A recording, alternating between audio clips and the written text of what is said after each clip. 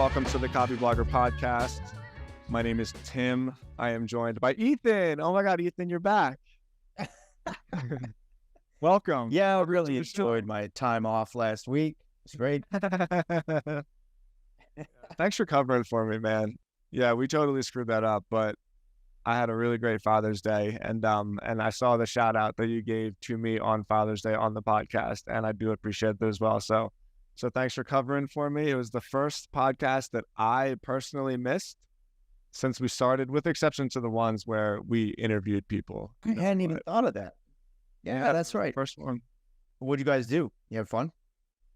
Yeah, we had a great time. All types of shit. My wife bought me a tattoo, so I got Calvin Hobbes tattooed on my calf. It's been a tattoo I've been dying to get since I was like first started getting tattoos, and now I'm like running out of space, you know? So yeah, I got Calvin and Hobbes, you know, like the real famous one where, you know, Hobbes is going like this and Calvin's doing like his little muscles with his tiny arms. So I got that on my leg. That's awesome. Yeah, it was a great day. We had a great day. So like I said, I appreciate it. Yeah. I'm glad you had fun, man. I actually had fun riffing. Although I will use that as a transition into our listener shout out. So I have a quick listener shout out for Kristen Egan, who is the person who took over for me at Trends, recently started listening to the show, and she liked our episode on personal brand and like what the purpose of personal brand is, but told me in no uncertain terms that Ethan's half-baked ideas was shitty. She's like, yeah, I tried listening to that last episode, but I only got 5 minutes in. And he's like, get to the point, Ethan. So glad to have covered.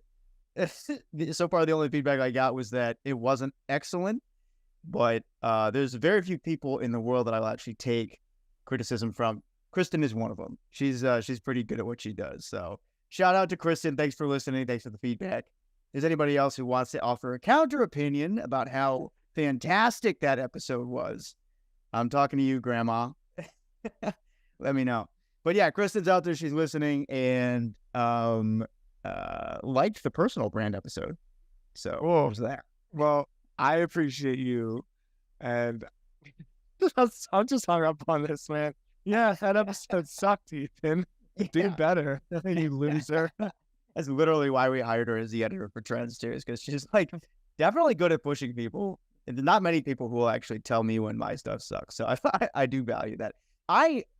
But you know me, man. I like my own voice. So I was like, I thought it was great. I still think it was great. But who was your? I think it was shitty.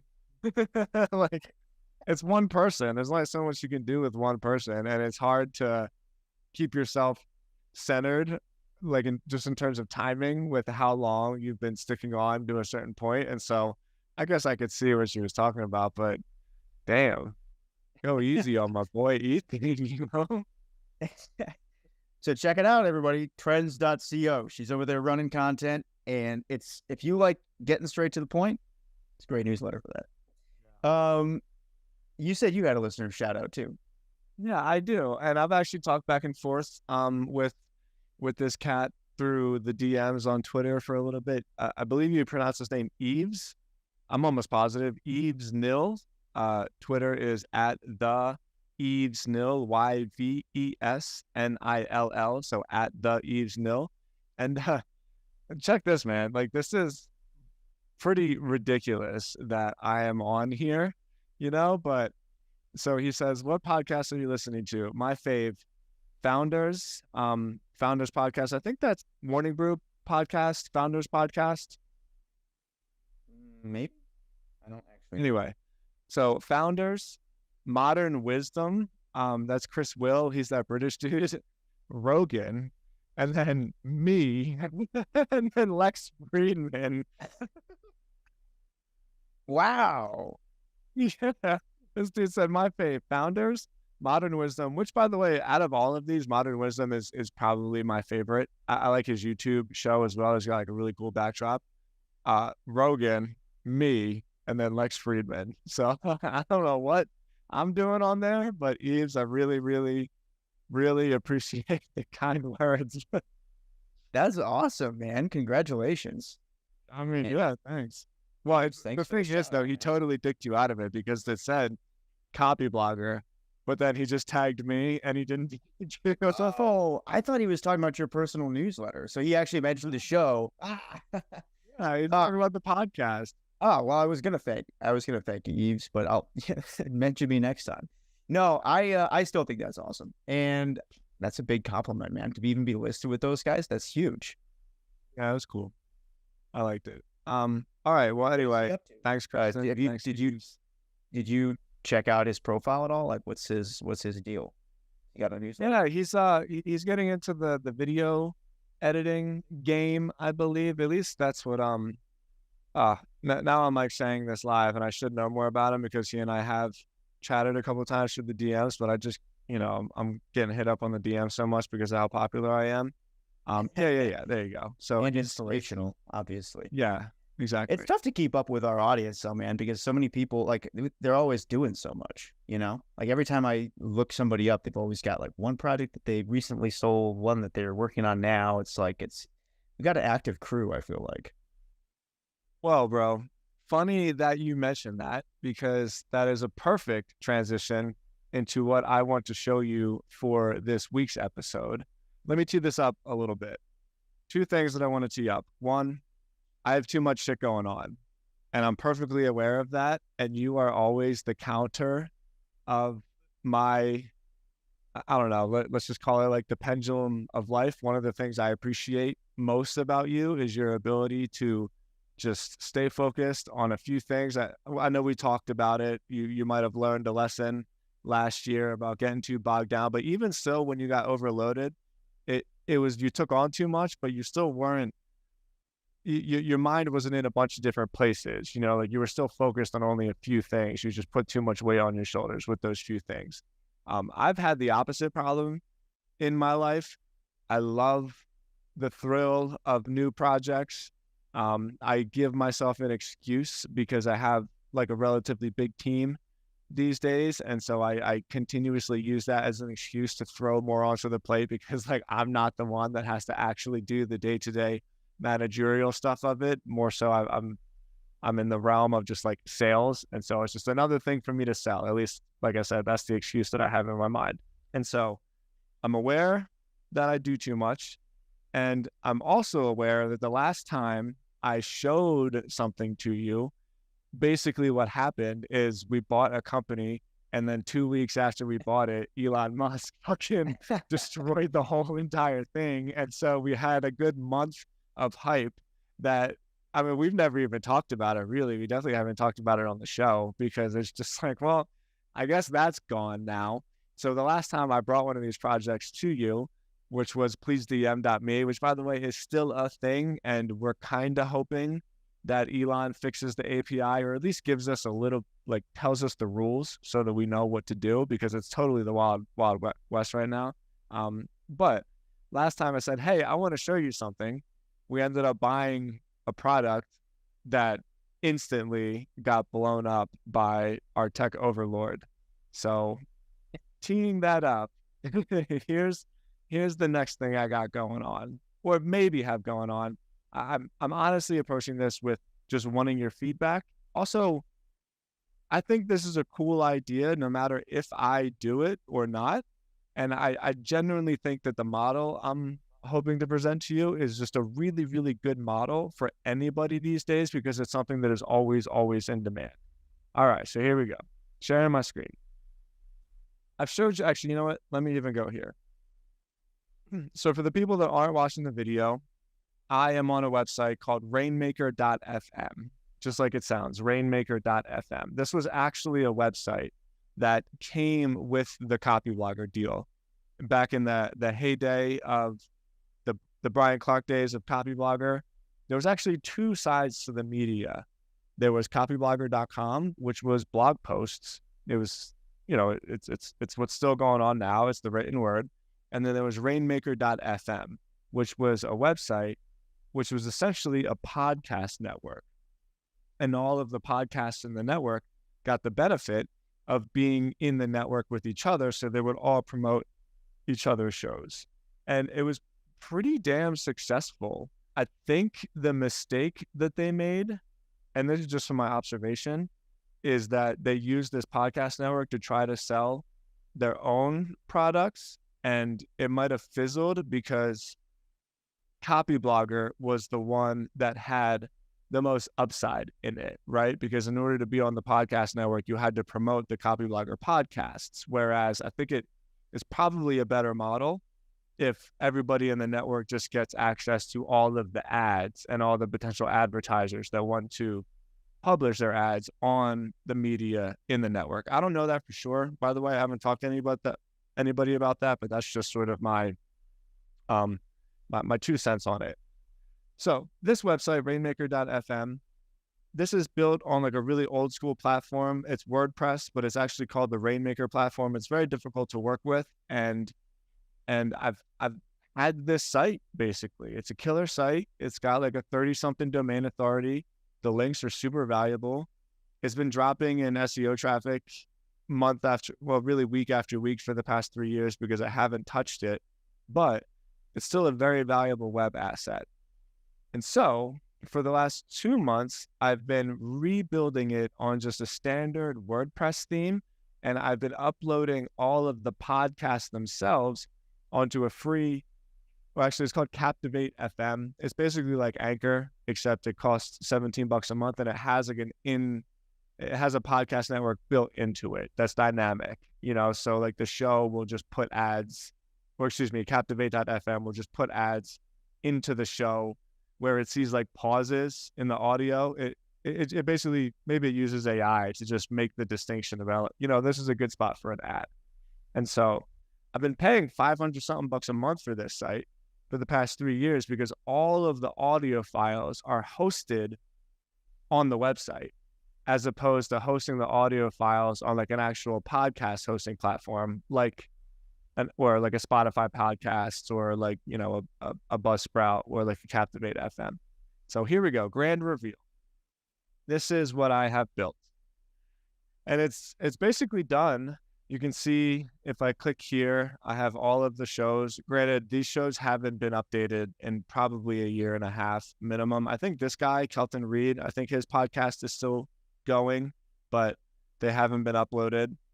This one right here, Hack the Entrepreneur, this is Johnny's podcast. Johnny's the CEO of Digital Commerce, so everybody's heard of him. Brian Clark's podcast, Unemployable, is still going pretty strong. And then this guy, Chris Ducker, his podcast is super strong.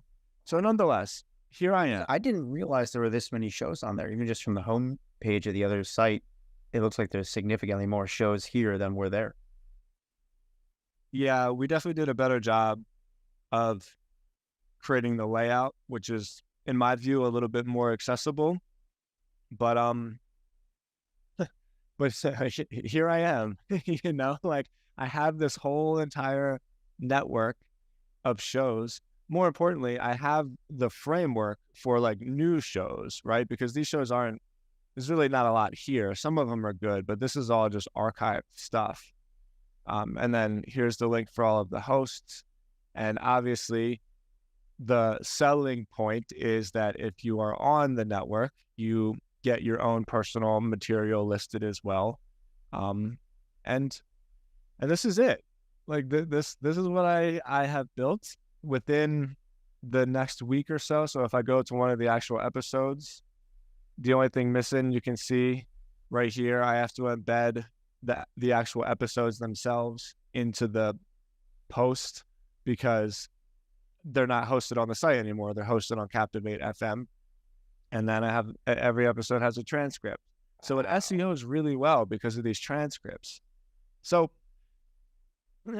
I don't know. Like, honestly, I'm just going to stop here because I want you to tell me what the hell you think about what I'm doing.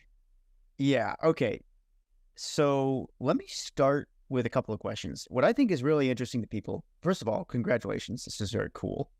Also, big project, looks really nice. So I'm not sure how much of that is the WordPress theme or how much has been custom designed, but it's custom. Like clean, easy to navigate. So great job on the development here.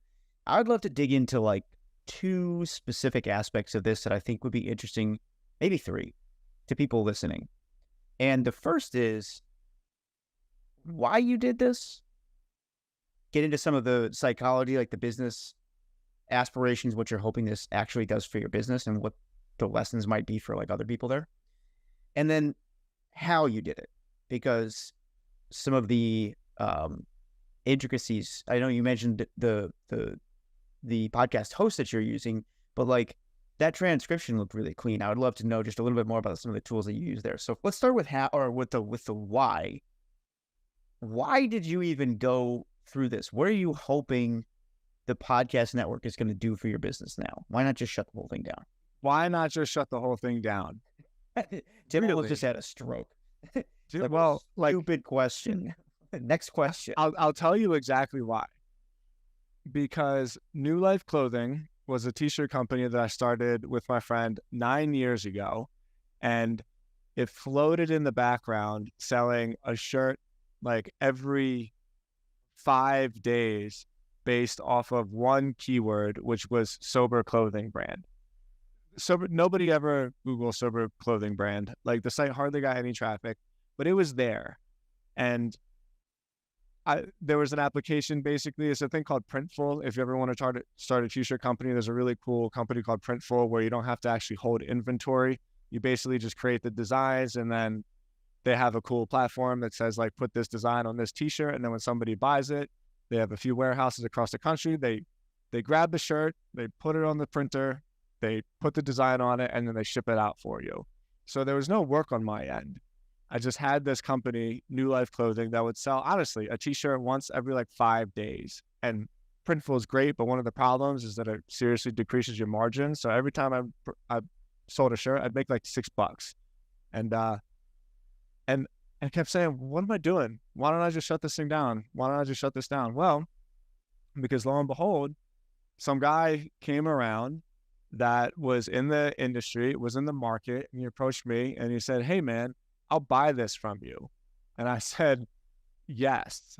Right? So like basically this 4 years of doing nothing eventually turned into what was a low 5-figure exit, which, you know, in the world of exits isn't a lot, but it's a ton of money. You know what I mean? Like, of course, I will definitely take that check. Here's the domain. See you later. And so I have a hard time seeing something of value that isn't necessarily costing me any time or effort and just saying, you know what? I'm just going to let this go, because I have no idea what could possibly happen in the future. Maybe that's a feature of being Tim. Maybe that's a bug of being Tim. Like I'm not advocating one way or the other, but that's why, because I can't just let it go.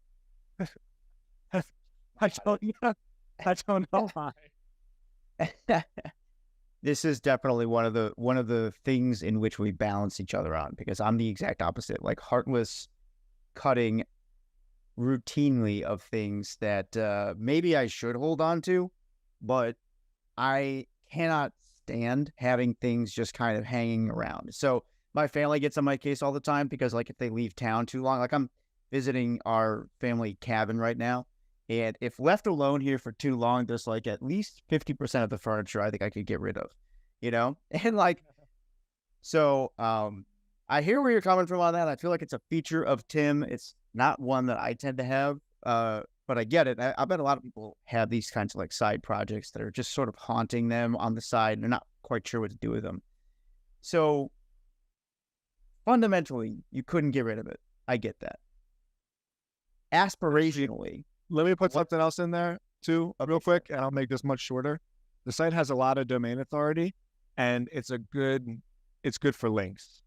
It's good for backlinks. So like from a technical standpoint, every episode's show notes, you're basically. Exactly. Yeah. There's a ton of links in there. And, you know, sometimes from that standpoint, it's worth keeping around. So that doesn't mean that it's worth it necessarily for the $500 a month that I pay for it, right? Like dollar for dollar, it's probably still not worth it, but there is some technical value there of merit, as opposed to this like emotional aspect of it. Got it. Okay. Now, aspirationally, what do you hope that this does? Like, where is this going to drive impact? Primarily for Copyblogger, or are you going to use it to try to pass business through to the agency? or sell Copyblogger Academy? What are you thinking that this is going to do most? I have no idea.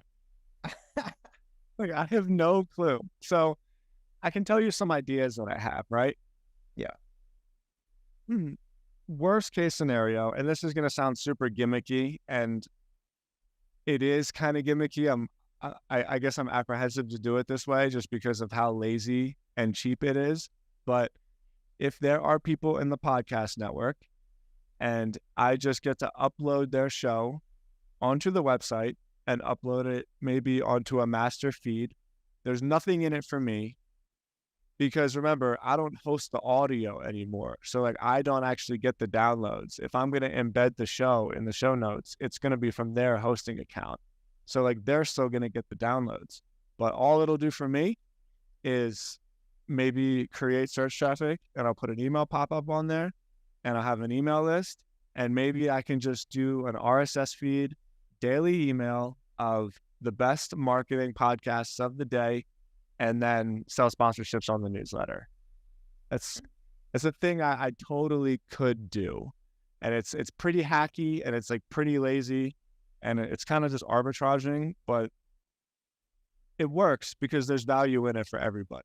You know, like it's no skin off the podcasters, or excuse me, the podcasters' back to be on the network. And I'm gonna come out positive through the podcast, through sponsorships one way or another. That's an idea that I've had. But even saying it, I feel a little bit like embarrassed about it just because of how lame it is. One more quick follow-up question. The host that you're using that runs these dynamic ads, do you have control over what those ads are? Like, could you flip a switch, pay a little bit more, and then insert your own ads? Or how does that work? Yeah, for sure. So one of the reasons, and I actually learned about this because we use Anchor, and Captivate is very similar to Anchor, although it's not free. And I always thought, why the hell is Anchor free? Hosting audio is super expensive. Audio files are big. It's ridiculously expensive. But looking back on it, it makes perfect sense because it's kind of like the social media ad networks, but for audio. And so Anchor's entire game the whole time was to wait for Spotify to buy them, because Spotify was able to have access to the media itself.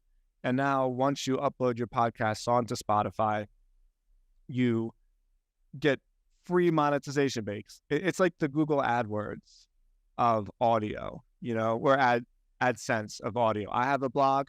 I don't want to do anything, so I'm just going to put Google ads on my blog. Like, cool. I have a podcast. I don't want to do anything, so I'm just going to put Anchor ads on my podcast. So you can do that through Captivate. Captivate is a monthly cost because it has a couple of other features, mostly like organizational features. You and me know the dashboard on Anchor is like pretty terrible. You don't have any real data, or like you can't even really do anything. It's kind of kindergarten, but Captivate is a little bit more high level that way. Long-winded answer of a way to saying I can do both with Captivate. Like, yes, I can just say insert ad here, whatever you say, Spotify, I'll do whatever. Or I also can create an ad. But what's cool about it is if I create an ad and I insert it dynamically, I insert that ad through all of the shows. So it's not as though it's an ad that goes from this show forward. It's even the backlog of shows that do get a lot of listens, even though you don't think that they do. Yeah. Which, by the way, is significant. I mean, we look at our Anchor data every single week, and I think our new episodes get, you'll know this better than me, but it's like maybe 2,000 or so view or listens per week, 2,000 to 3,000 listens per week. But we do 30,000 listens a month. So if you add that up, half of our listenership is in the backlog every single week. So for people who are thinking about doing their own podcast and stuff like that, the catalog of content that you put together does end up being a pretty significant chunk of what comes in from week to week. And the dynamic ad thing is cool. So I think overall, this is a cool idea. I agree with you. If you have this much content, there's not really a good reason to get rid of it. I mean, because content is so hard to develop, especially human content like this, where you have somebody actually talking through stuff. So I'm on board with this. It's kind of like what HubSpot's doing, you know? So HubSpot built a podcast network. And what's interesting is that theirs is also kind of tied into other types of media properties like blogs and newsletters and stuff like that. And they use dynamic ads to basically push whatever it is that they're trying to get attention on at the time, which tends to be HubSpot itself. So the software. But, you know, when like Inbound conference comes around, you start hearing ads for Inbound, and every once in a while, there'll be something else that pops up there. They also use it to advertise other shows, which could be a benefit to the podcasters in the network. Is like ads for your show. You could do like podcast swaps with other hosts. So it seems like there's a benefit to building these types of networks, but it also definitely seems like a long-term snowball, you know? But, you know, hey, if you've got it, I think it's cool. I think the question I would love to hear your thoughts on is, given what went into this, if someone's starting from scratch, do you think something like this is worth building from scratch based on what you see in terms of potential and what went into it? Yeah. So perfect question to ask, because I think this is the crux of actually what I want to talk about. And I'm not in a position to take advantage of this. I've been looking for a partner on this, and I actually found a kid. His name is Darren. He lives in Singapore, of all places, which is ridiculous because he's super Irish. I can hardly understand some of the things that he says. And he has a company called Voice, VOICS.co. He's just getting started and he's killing it. But he hosts and promotes. It's a podcasting agency, basically, and his services are mostly threefold. It's editing and uploading, which is pretty standard. It's marketing, which basically means editing clips, which you and I have gone over some AI tools. That's almost not even worth doing anymore because you can do it so fast with AI. But most importantly, it's sales. And this kid just embraces the grind of creating spreadsheets of potential advertisers. He makes Loom videos for every single pitch that he's doing. So he does a pitch deck for whichever show he is selling ads for. And then he creates a really quick Loom video, which is personalized to the person that he is pitching to be an advertiser on the show that he is representing. And it's a grind for sure. But man, I'm so impressed with this kid. And within 6 months, you know, he's already got 7 clients. And not only does he have a management fee for the clients, but he keeps, 30% of all of the ad revenue that he generates. It's a ton of money. Like, the management fee in one aspect is one thing, but the sales is really, really where it's going to start to get interesting for him. So what does this mean? I see this as 2 things. One, everybody wants to be a creator and nobody wants to be an entrepreneur. And if you're an entrepreneur, that means getting told no 99 times for every one yes you get. And if you're one of those rare people that is willing to be told no over and over and over and over again until you get the yes, well, you can build just a sales team. You can just build a sponsorship sales team and represent a ton of podcasts and be swimming in money. I mean, these sales centers, I know a little bit about these because I've lived in South Florida for so long. And like, you know, the phone rooms in South Florida are one of the weirdest things that you'll ever see in your life. But let me tell you, these people do not mess around. They are cold calling 100 people a day. They are pitching, and they are getting paid for sure. And so I suppose if I'm being honest, ultimately, the absolutely non-achievable thing for me to do right now is to build a sales team to pitch deals and to get sponsorships on all of these podcasts that do not have the willingness or probably even the sales skill to close these deals that they really want. And yeah, Can I that's ask the you a thing that I question? think of. That's an interesting take. Given though that you have a paid product in Copyblogger Academy, why not just advertise that and then give people a cut? So, well, here's how it works at HubSpot. And I don't know if there's a direct crossover here, but podcasters on their network fall into a couple of categories depending really on the show size. And I don't remember the exact details, but their biggest podcasters, the ones that really like command a serious audience month over month, basically get paid. There's a few benefits to being in the network. They get paid X amount per 1,000 downloads. So you just get a straight payment for running a podcast, which is kind of what you're talking about, right? Like, I'm going to help people monetize a podcast that they don't necessarily have time to go monetize on their own. And then there's some like shared services stuff where, you know, if you're on their network, you get some help with growth from month to month. You get like a podcast producer, so you don't have to worry so much about like structuring the show or editing and all that kind of stuff. So it seems like you're already kind of angling towards the shared services because everyone's show's been uploaded. It's all been transcribed. Like the podcasts are produced nicely. So that's a benefit. And the remaining benefit to figure out is like, how do we financially incentivize podcasters to join the network and really push to try and grow the shows? Selling ads would be one approach, but why not just try to sell Copyblogger Academy? Has that crossed your mind at all? Of course it has, but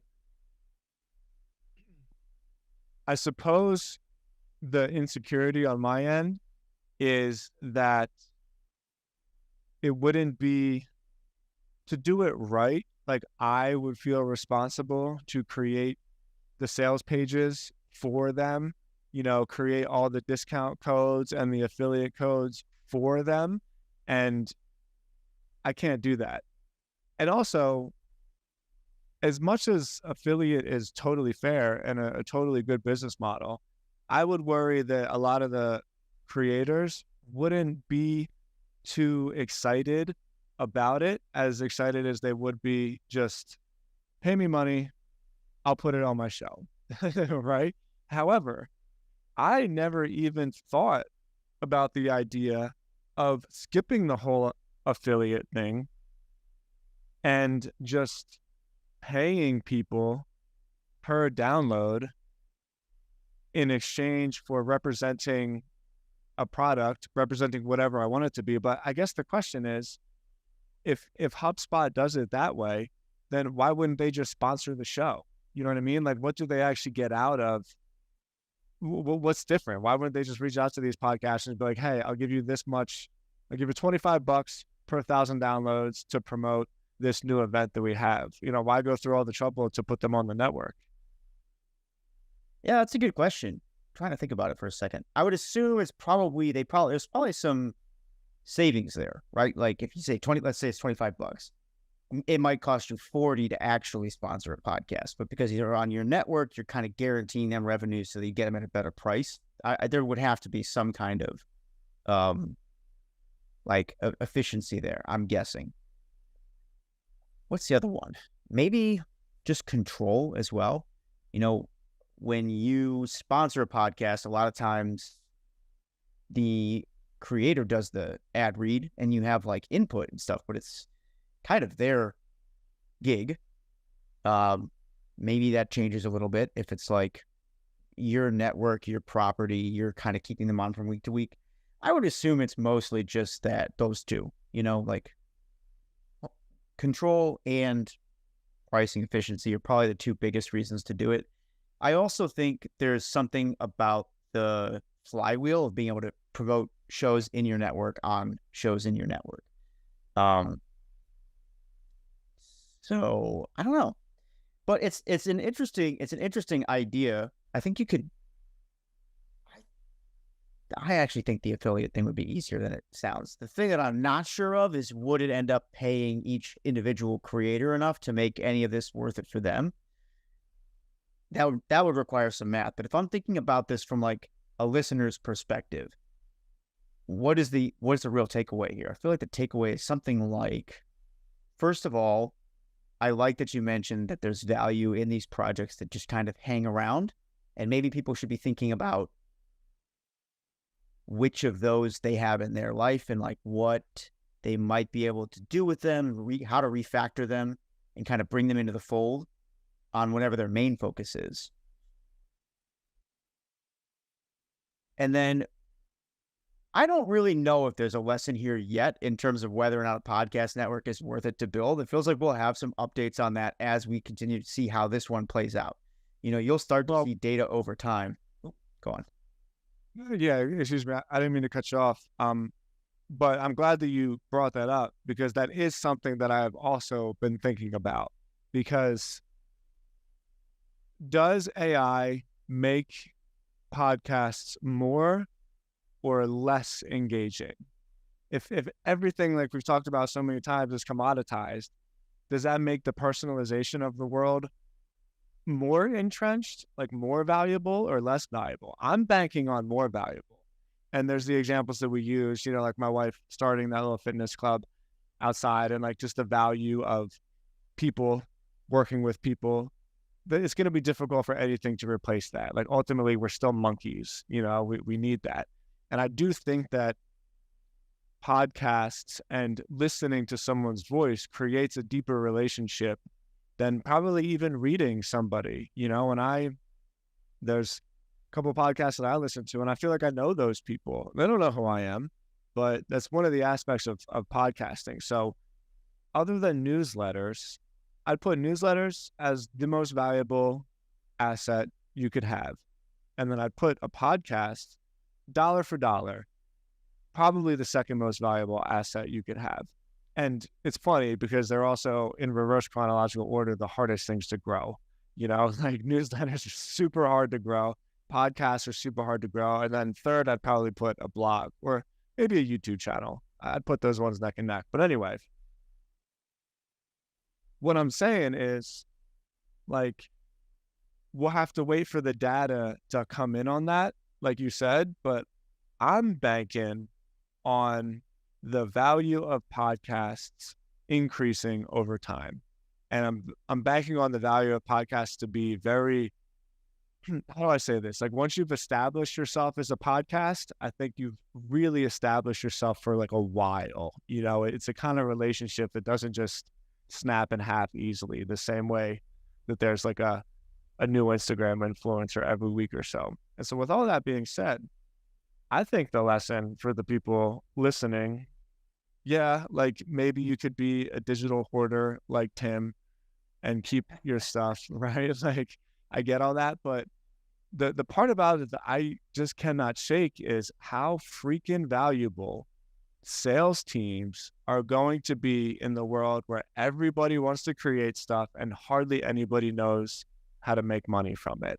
And that's the part about it that I can't say, like, maybe not now, but I can't say never in terms of how this would work. That's a great point. And in terms of opportunities, I like that because you can go as niche as you want. If it's true that everybody out there, or like every industry, is going to see the rise of different creators, then whatever industry you already know best is probably an opportunity to create services for creators in that industry and like aggregate them and help them make money and then make a cut of that. That reminds me, and this, a couple of interesting examples of this for people who might want case studies or whatever. The first one I would say is to go check out madrev.co, I think. She sold some ads for me. What's that? She sold some ads for me. Yeah. So that's Katie Huff and Ben, I forget his last name, but Ben ran our ad sales team at The Hustle, and Katie was our #1 ad seller. She sold like millions of dollars worth of ads at her time. They split off to build that business and it's a great example of exactly what you're talking about. So they sell ads for all kinds of newsletters. And then the other one, this is a brand new one. Did you see that Sahil and Nathan just launched Paperboy? Yeah, I've known about that. Pretty cool example, right? So it's not sales, it's more growth focused. But for people who haven't checked this out, I think it's just paperboy.com. Great name. Yeah, great name. One of the best video games of all time. Is it? Yes. Are you Is that what that is? Well, I don't know. Yeah. wait a minute. You didn't play Paperboy, like you didn't play Duck Hunt until your Nintendo basically lit on fire and then put on Paperboy right afterwards. I didn't have a Nintendo, man. I got the I was gonna call it the PS1, but it was actually technically PSX, which is the gray one. When PlayStation 2 was like old. And then I got Xbox after like Xbox 360 came out, and then I went to college. Like that was it. That was my whole life. Never a big video game guy. So Paperboy, I always just assumed they were talking about like newspapers. They are. Paperboy is it's one of the oh my goodness. Well, I've never been a big video game guy either. I do like video games, but it's never been like a huge hobby of mine. But Paperboy, come on, dude. It's like, do you not know what Super Mario Brothers is? Like the original on Nintendo? I know of it, yeah. But yeah, well, what's Paperboy? It's the video game that sat right underneath Super Mario Brothers when you like stacked all your cartridges up next to the Nintendo console. Yes, and Duck Hunt, those 3 games, and Zelda. I feel like there's some Donkey Kong fans out there that are offended that you haven't mentioned that one yet, but Paperboy, I never realized that. So is that like all their branding is based on too, or no? I don't know. I haven't seen my website. I didn't know that they launched the site. Huh. Well, for people listening, that's another good example of this. So what they do is they do like centralized growth for newsletter operators, and their whole pitch is like, you want to be a creator, so let us handle your growth, and you can just create. And I think that whole model, like you've said, is going to continue to work as we shift into this age where more and more people are sharing ideas, which is kind of interesting because it's like a pendulum of centralization and decentralization. Because really, when you bring people onto a network like this, what you're doing is you're pulling individual creators right back to like a mothership, kind of. And I think industries tend to go through waves like that.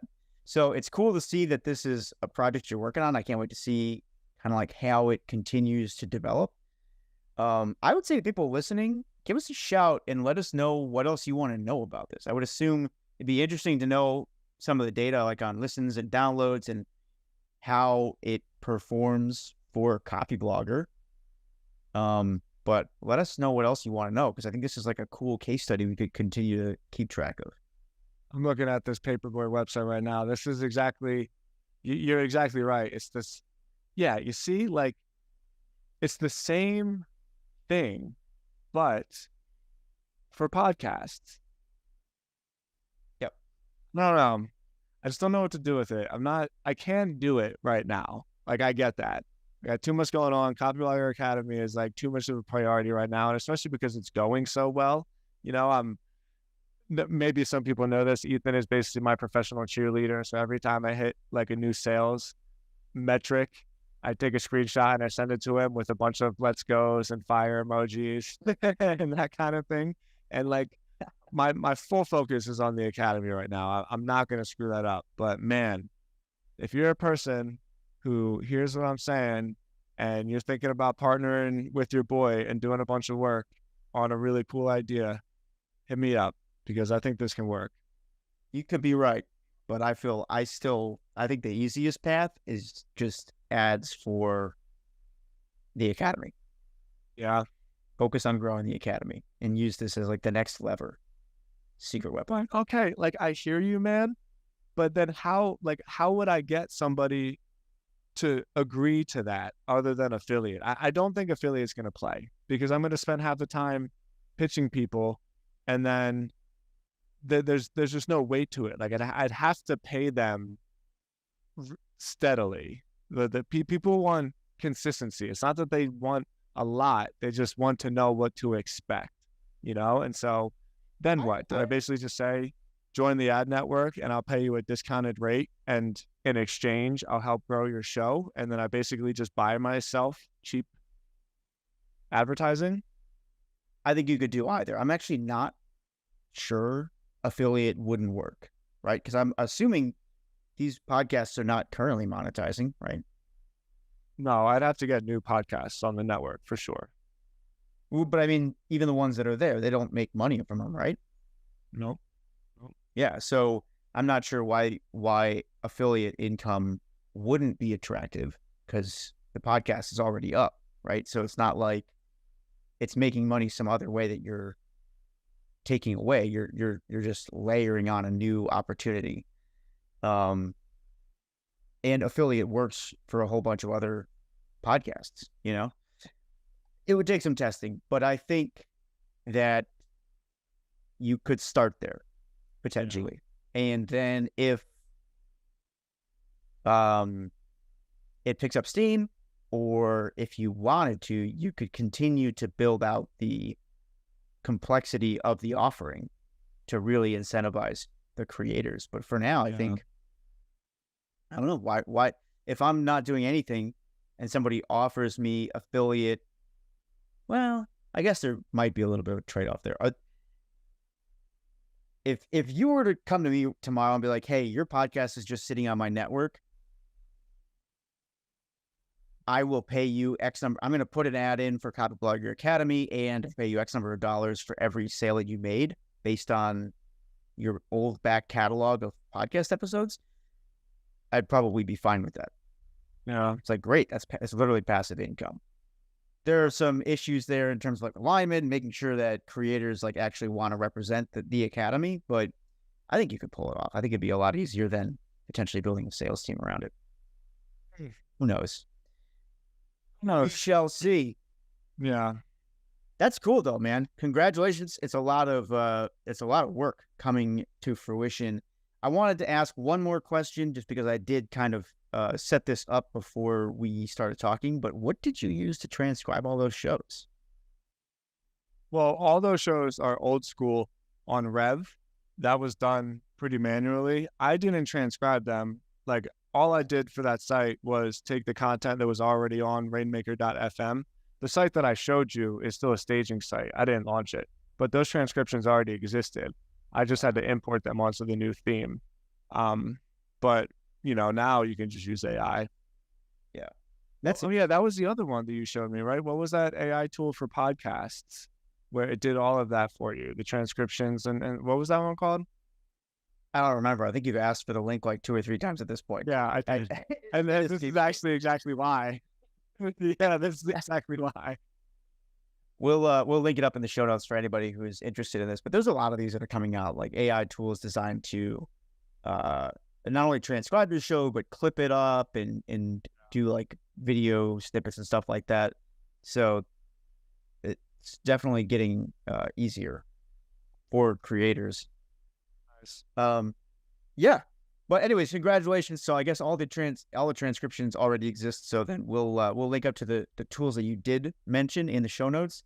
And for people who are listening, yeah, curious to hear what you think of this project. And are you building anything similar to this? You know, like, I think there's such an opportunity. I think the real, aside from the things that you mentioned in terms of services, I think there's a big opportunity to do podcast networks specifically focused on niches. I think we wrote about this at Trends. There's going to be a rise of like B2B influencers. So the more niche you could go with a podcast network, the more interesting the opportunities are to me. So, Agree. All right. I think that's it. Yeah, that's it. Quick shout out. As we were recording, I got a text message from your wife. Quote. My wife? Okay. Yo, shout me out on your podcast. I just hit 250 deadlift, bro. Fuck yeah, fucking right. So I had to put that one in there. My wife just deadlifted 250 pounds. Oh, so your wife. Yeah, you said you got a text from my wife, and I was like, somebody I'm not aware of yet, but definitely sounds like somebody I'd married. Shout out to Jules, 250 deadlift. That's awesome. All right. Well, thanks for listening, everybody. We'll talk to you next week. All right, Joe. See ya.